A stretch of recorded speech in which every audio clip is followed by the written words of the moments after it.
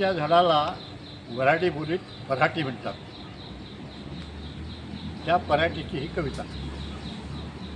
पराठीच्या डांगोडांगी रंगारंगाईचे फूल, पोरीसोरीच्या कानात जसे डुलतात डुल.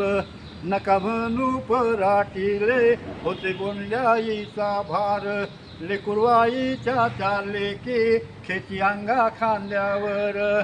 पराठीच्या नखीतून आला कापूस फुलून, पाची बोटावर किसन लोणी राहेला झेलून. काल टोंग्या टोंग्या होते आज छात्या मांड्या झाले, काल टोंग्या टोंग्या होते आज छात्या मांड्या झाले.